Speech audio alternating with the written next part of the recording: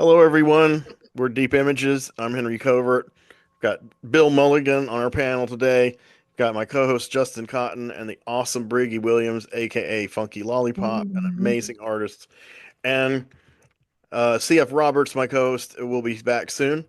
So, in the interim, we are going to go ahead and dive into a film in our series, which is Strange Love Stories. If the one I'm thinking of is getting ready to be done by Bill here, um, I would have to say is one of the earliest movies in my life to hit me as a strange love story and has stayed with me for 30, whatever, 38 years, whatever.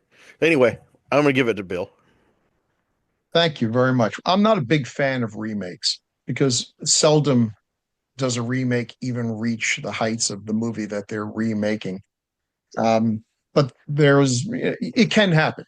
Get a really good director.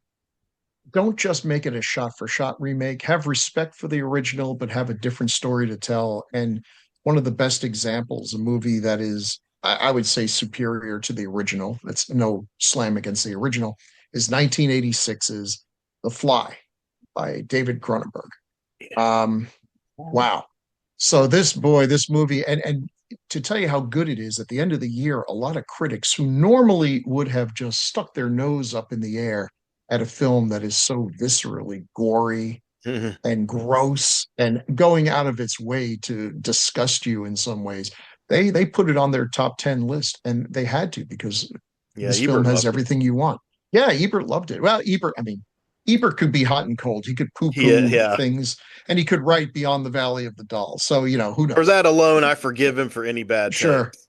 Yeah. David Cronenberg is one of my favorite directors. Same here. He has a reputation for being kind of cold and clinical, and that's true for his earlier films.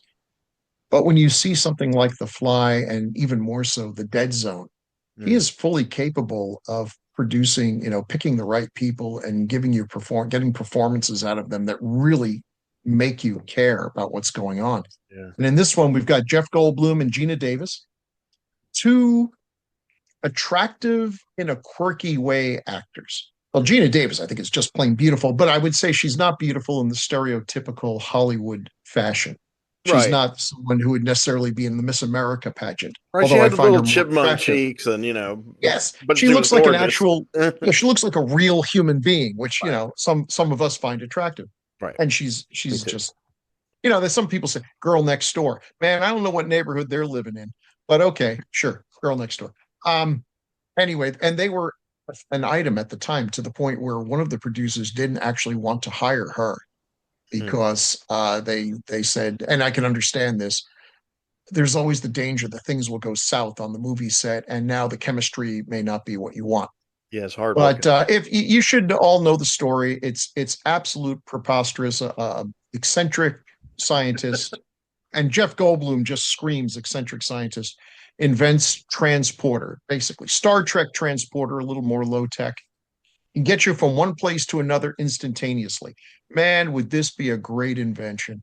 This, you would be richer than Cretius You'd if you outlaw could yeah, come up car. with You wouldn't something need like that. cars anymore. Yeah, Elon Musk would be your driver. The amount of money you would make. So this is a great invention. Yeah. And there's he gets together with her. She's attracted to his intelligence. He's attracted to her, Gina Davis, and they start a thing. And he's trying to perfect this thing, but he's having some trouble. And there's some marvelous early stuff where it is transporting things, but it's not quite working. Like he transports a steak, and when they try to eat it, it doesn't taste right. He understands that he's got to give this machine the ability to understand the poetry of steak, which is just marvelous and gives you a sense of where the screenplay goes. There's some great bits in it.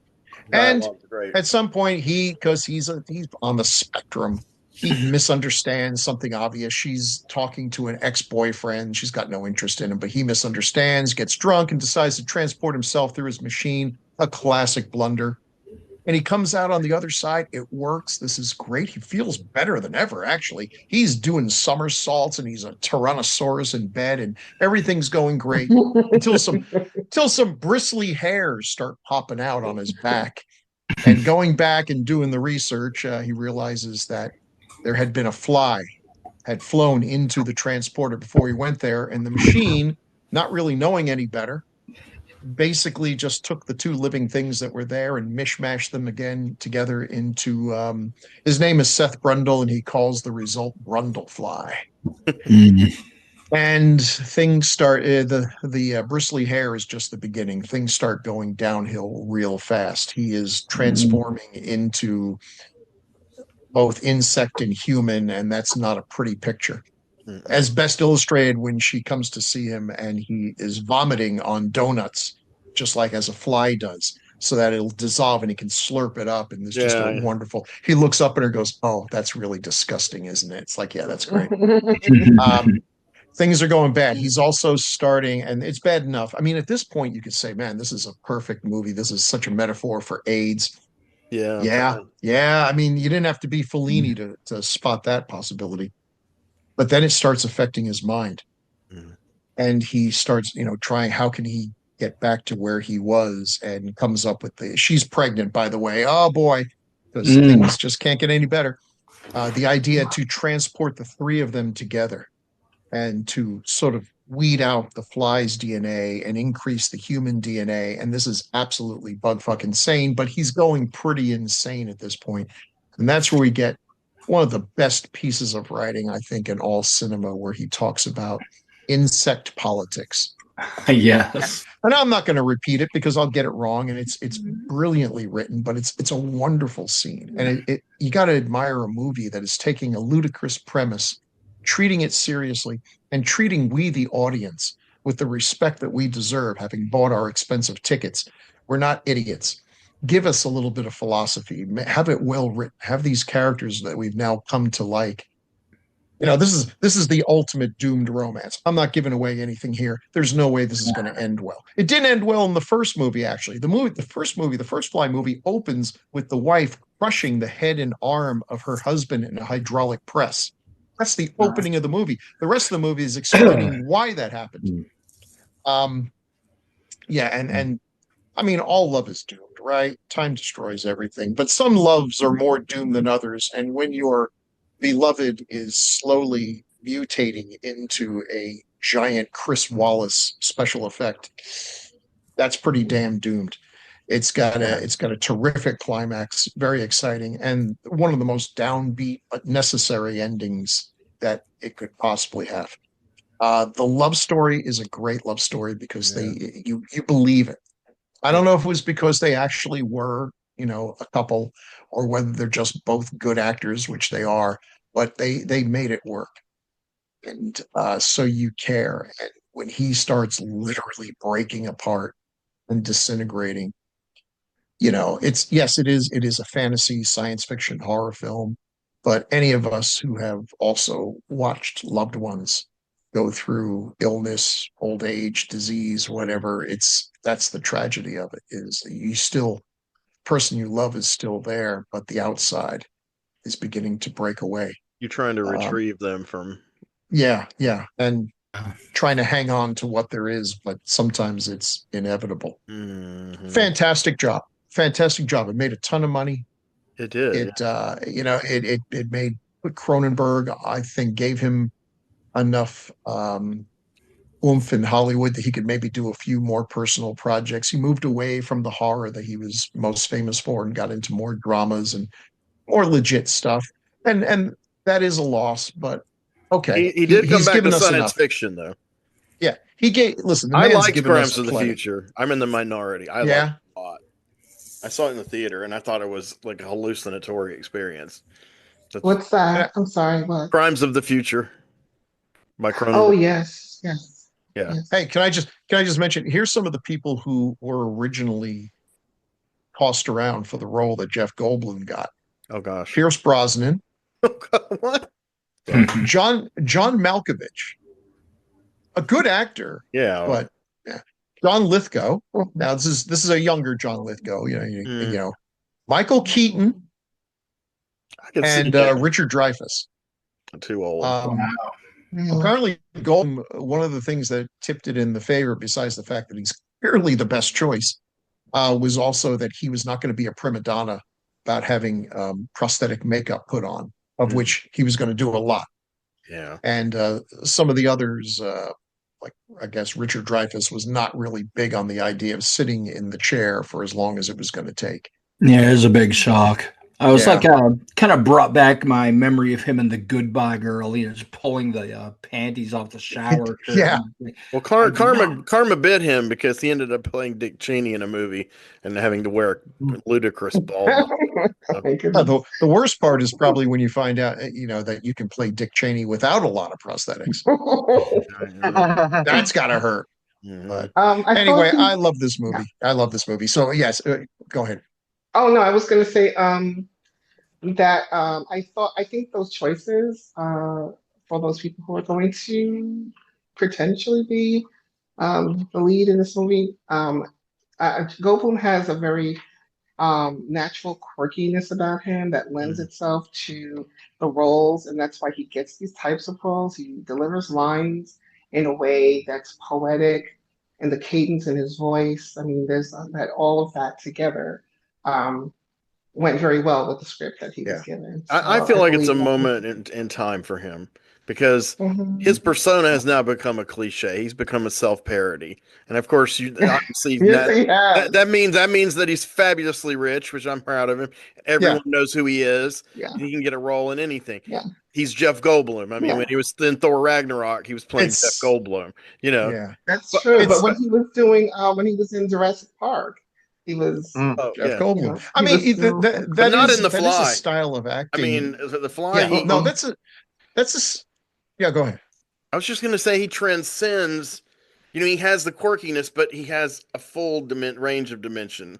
You know, Mhm. Yeah. I mean, I loved that. I fell in love with that character. I literally he literally influenced my life, like his philosophy, because I was really naive when I saw that movie. I had gotten out of horror. I hated gory movies, and that movie was like a gateway drug for me to see harder movies, more extreme movies, but also I already like romances, but like thoughtful things like that. I mean, and I loved science fiction, like stimulates your brain. So that was the first Yeah. Cronenberg movie I saw, and I saw it on opening night, and I was Okay. Mm. stunned. I couldn't believe how incredible the acting was, and I think the gore sequences they're few, but they're really some of the most sadistic ones in a Cronenberg movie. His gore is not usually like Sure. that, but the cracking of the arm through the skin and the dissolving of the Yeah. hand. That's some sadistic shit. I mean, Some shocking stuff. That And the I poor should baboon. the poor baboon. Mm. Yeah. Yeah. oh, Oh, and one more thing. I So still we can't watch that. this was the movie where I don't know if this is where our overlords got their fashion sense from, but if I remember correctly in that movie, he had a closet full of the same wardrobe, and he said it was more or less so that he didn't have to expend time on figuring out what to right, wear. right. So he had like the same, you know, I don't know what he was wearing, but the same black shirt, the same jeans, and so I think that's a page out of Yeah. I what they totally did. respect that. I totally respect that. I only wear black pants. That's all I have. I Black only So pants. wear you black would, At anything. some point, my wife told me every shirt you could possibly wear goes with black pants. I'm like, where has this life oh, hack been all my life? So nothing but black pants. Now that's why you married her. she won't let me wear like the same color shirt every day because she Mhm, explained that mhm. that would make me look like a supervillain going to school every morning. So Yeah, there's yeah. that. And I can just rotate between red and blue and the occasional Mhm, stripes. She got me, I mhm. decided to expand my horizon, go away from the solid colors. So I'm not a Okay. Doc Savage villain. But okay. I should mention there was a sequel to this movie. Yeah. Like Yes. most sequels, it is not as good as the first one, but it is not a bad movie in its own right, as long No, as it's you just not. erase all memory of the Cronenberg thing. It's just a money grab. It's got Eric Stoltz. It has one of my all-time favorite horror movie kills in it. They take the melting the fly vomit melting thing and have it go in someone's face, and it's an absolutely phenomenal kill. Mhm. And it actually manages to pull out a happy ending, which out of its butt. Which, yeah, because I like the pulling out of happy endings. when you're making a Yeah, feel that's good. good Good. cash grab, have a happy ending. But And that's a not what good this villain movie was. comeuppance.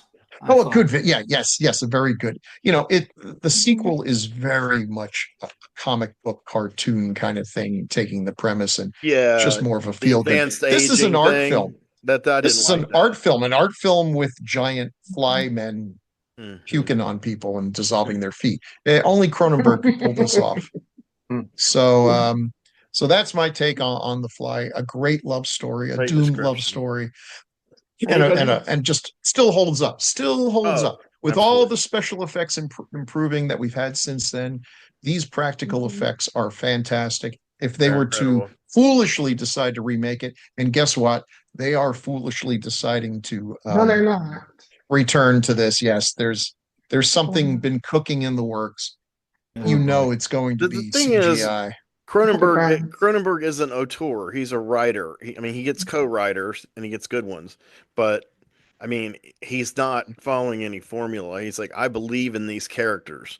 I Right. believe in this story, and it's going to be intelligent. You're going to take the premise, no matter how crazy, and you're going to play it out to its absolute terminal point, which usually ends in tragedy.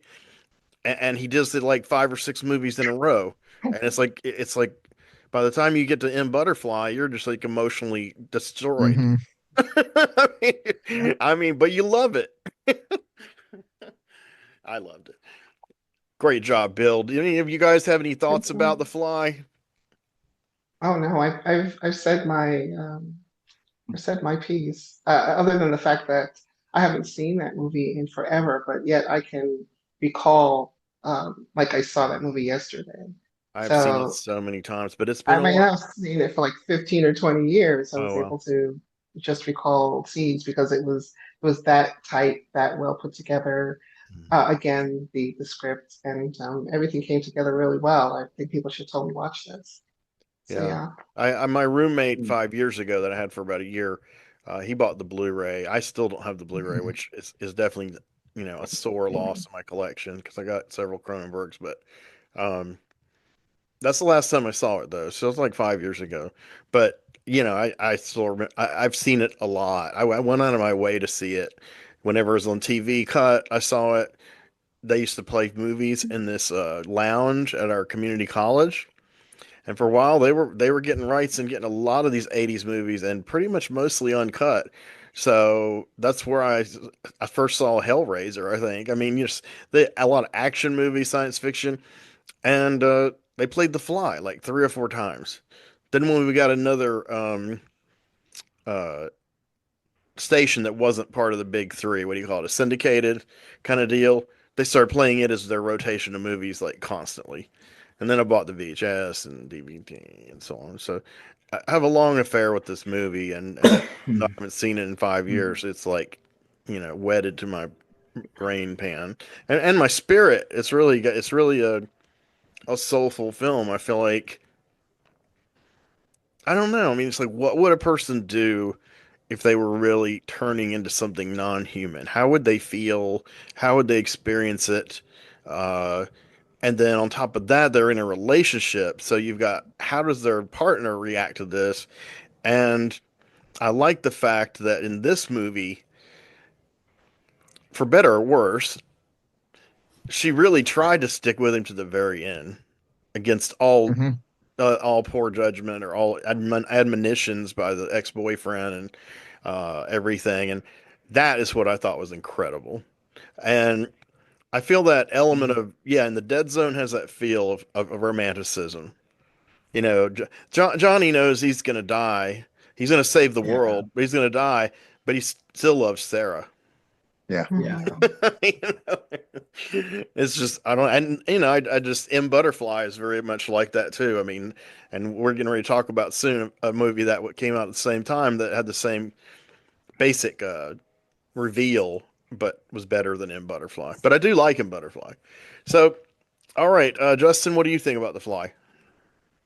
Yeah, well, it's a while since I've seen it, maybe 25, even maybe 30 years. So it was a bit dim in my memory, but I do remember being shocked by the physical transformation Hmm. of Jeff Goldblum into the Fly, and Yeah. I love the concept. So yeah, it's a good film.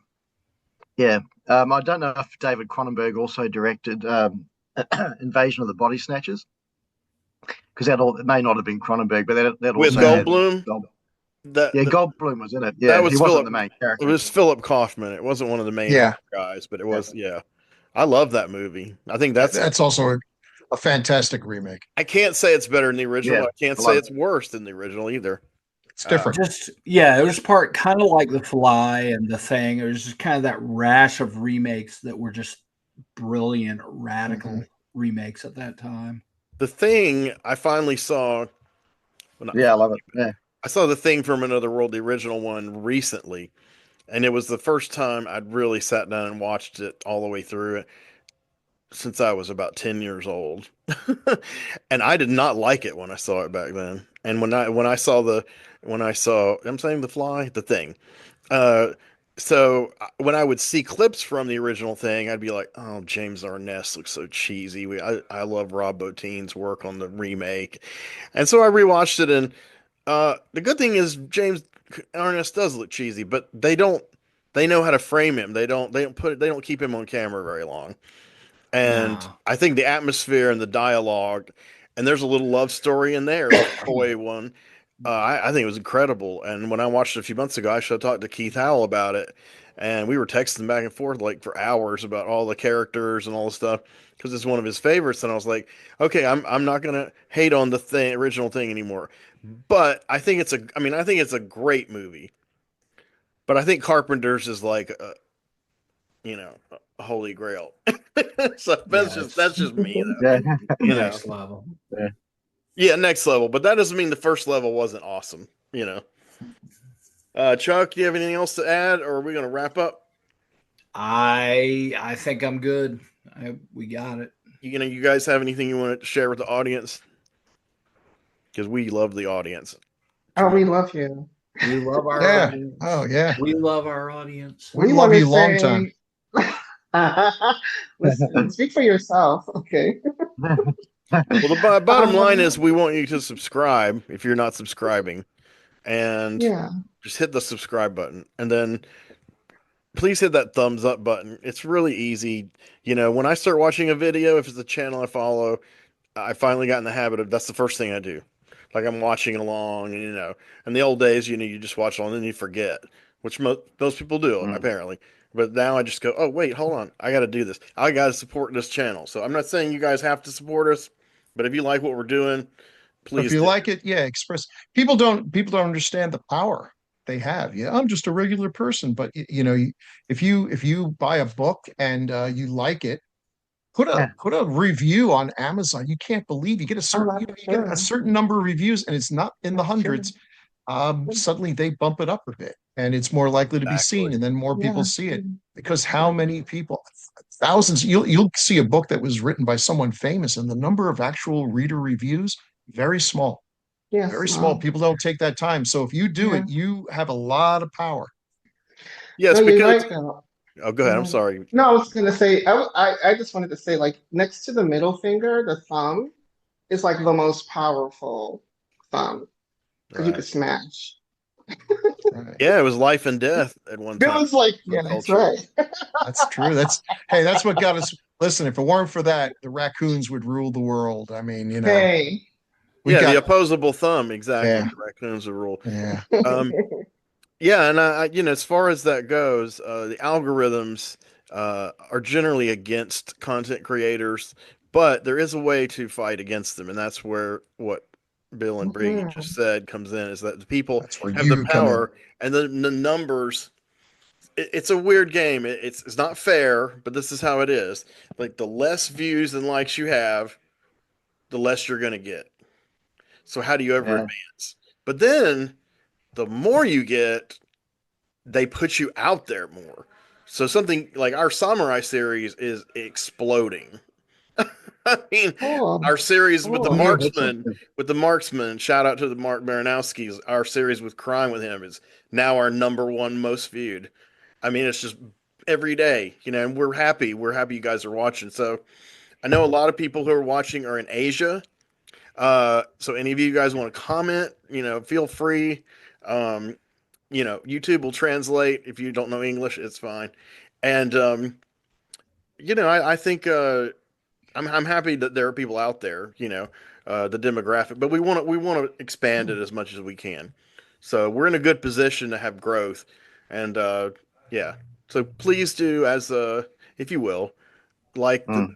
video, subscribe to the And channel. we're very big on foreign films. We're very big on Japanese films. We've done a lot of features on movies like Godzilla, Mhm. remakes of Godzilla, the samurai films, Kurosawa. Hmm. So A lot of those are some of genre our favorite stuff, themes. but Yeah, we'll yeah. do anything. I mean, we just have shunned things that are oversaturated and utter ultra popular. But if we have a take on it Mhm. that's kind of weird, we'll give it a shot. So, I'm not ruling out anything. I mean, we may not like it, but we'll talk about it. So, that's just kind of the way it Fair is. enough. All right, guys. You have a good night, everybody. Thank you. Take All care. right. Thank you. Hi, everybody. We're back with Deep Images, and we're continuing our theme on strange love stories. We have been covering some really amazing and way out romances. So, I would like to talk today. I'm Henry Covert, by the way. This is the wonderful Elijah Butler, and we are here Hey, with you. I want to talk about one that is in a way the most obvious one to talk about. I'll just go ahead and show a visual aid here. So if anyone can see this, can someone see it? See, it's reversed. Last Tango in Paris. There's Martin Brando and Maria Schneider. So Last Tango in Paris, 1973, Bernardo Bertolucci, and this movie is one of the most infamous movies ever made, and it still carries a lot of freight with some people. So, Last Thing in Paris is Marlon Brando, and I personally think it's his best performance. He was 45. His character's 45. His name's Paul, and he's wandering around in Europe. And Bertolucci directed several good movies. One was The Conformist, which we covered on this channel several months ago, and he also co-wrote Once Upon a Time in the West by Sergio Leone, just to throw some facts at you. But I like Bertolucci. He, nice. he began as an understudy under Pasolini, so that was nice. Um, Okay. and Pasolini himself was a self-taught director, but these other people weren't. But Bertolucci, Mhm. so he was kind of a prestige Italian director. So this was one where he had international co-production. It's in English and in French, mostly in English, but it's in France. And so why is Paul Marlon Brando in France? Uh, Apparently he went there with his wife and she cheated on him, and then she committed suicide, and he just kind of wanders around in his really cool trench coat and uh in his wandering, he encounters this just fabulous woman played by Maria Scheider with this body hat and this just amazing Edwardian frilly filigree shirt and pants and boots. She's just really a character. And Mm. she's 20 years old, and I believe the actress was 20 years old too. Uh, they're both looking at a house, like either to rent. Yeah, either rent or to rent. And they kind of like happen to be both there at the same time, but nobody's there to show the house to them per se. And so Hmm. I forgot how the house ends up staying vacant to where they can use it, but they use it. And the first time when they're in Okay. the room together and everything's kind of nonverbal, they have sex, and then they just go their separate ways. But before they do, Marlon Brando, oops, Paul, he asked her name's Jean. He asked Jean to come back if she will, and don't tell him her name. There are no names here, and he will not tell her his name. Like he said, the world outside, it doesn't matter. We are here, and it really is interesting because it's like a totally it's just of its time so much. It's a totally no strings sexual pairing. But I mean, they do talk and they do have fun. Uh, Yeah. I wouldn't call it a relationship though. He's grieving his wife.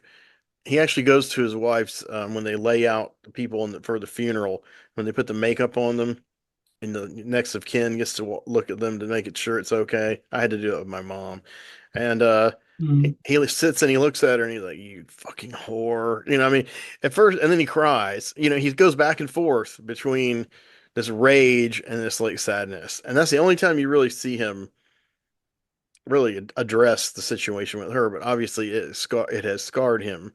Um, So he's basically a sex maniac and he wants to try everything. And while he's with her, he's also like very philosophical about life and he talks about his younger life. Some of his little yarns were kind of semi-fictionalized autobiographical anecdotes by Marlon Brando that he experienced himself. And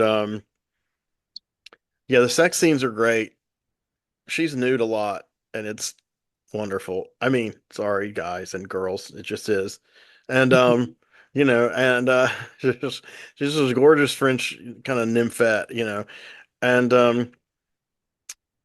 yeah, she tries to kind of understand him. They kind of alternate. It's like a game of cat and mouse between sometimes he will try to draw her out more and find out more, and sometimes she'll do that with him.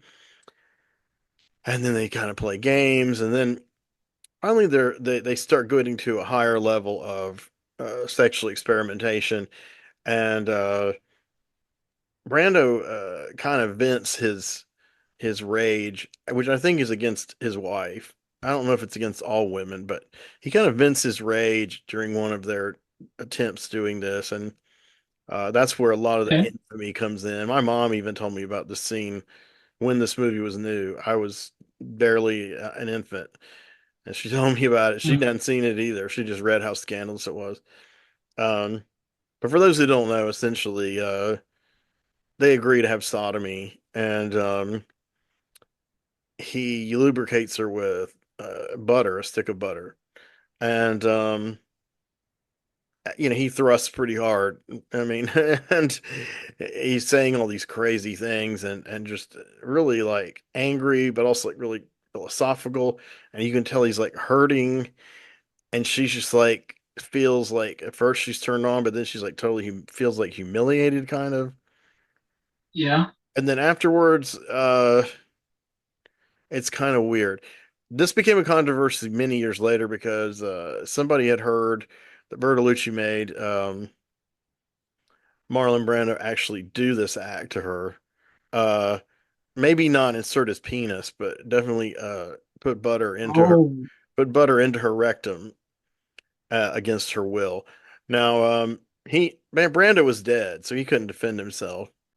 Maria Scheider said that's not true. So with this film, after this kind of intense uh, scene and shows a side plot with her where she is the girlfriend of a French film director played by Jean-Pierre Léaud, who was a famous French. He was a child actor who grew up, doing movies, and he played in several movies by Francois Truffaut. He played the same character, Antoine Doinel, and so basically Truffaut documented Jean Pierre growing up and this as the character. So 400 Blows is the first one. And that's the one most people think is most classic. And but so he's in this movie and he was in some Godard movies and I used to like him and I still kind of I mean he's a good actor and he has a cool personality. He's kind of quirky, but he really annoyed me in this movie. I thought the way he just wasn't as cool as Marlon Brando.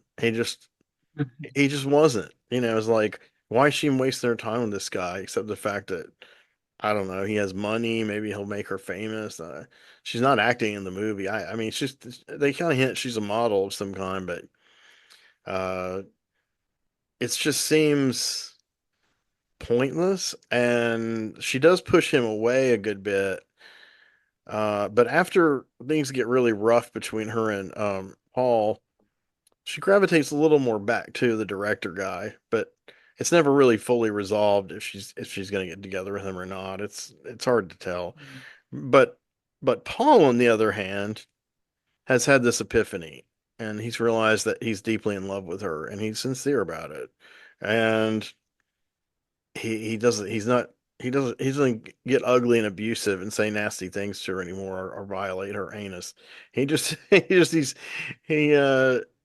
it's beautiful, it's romantic, and that's where the title Last Tango in Paris comes from. They go out to this place that has a restaurant and a dance hall, and he says, "Let's do the tango," and and he's talking about how he's getting older, and he doesn't move like he used to, and but she is telling him during this, she's indulging him basically.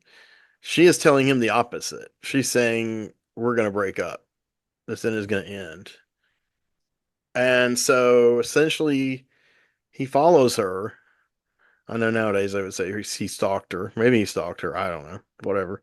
And he follows her all over the place, like on foot.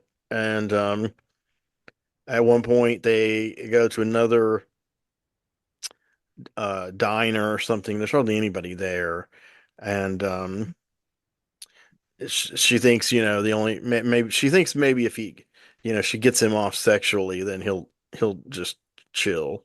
But that's the Mhm. problem. So she does masturbate him under the table. And I tell you, it took me a few watches to really figure out what the hell was going on. And then I was like, oh wow. And then there's a similar scene like that in Natural Born Killers too, actually. It's a little bit more blatant than this one. But Mhm. so that's after he, climaxes, he gets his head together and he now he's more jazzed than ever, and he's like following her and he follows her to his apartment and he when she goes into his apartment, he finally comes in and it's really one of the most, to me, personally poignant passages in a movie that is about a relationship between two people, and as fucked up as it is. And there's a hat that her father was a soldier. We find this out at some point, and he takes the hat, and it's like a captain's hat, a French. It's shaped kind of square, and he puts it on, and he kind of tips his hat to her, and he says, "I've ran and I followed you through Asia and South Africa." And you're I mean, he names like four countries, of which, of course, that's not what happened, but he's being metaphorical. And he's like, "You ran across Mhm. Asia and Africa, and I found you, and I love you." And he's like, "And I want to know your name."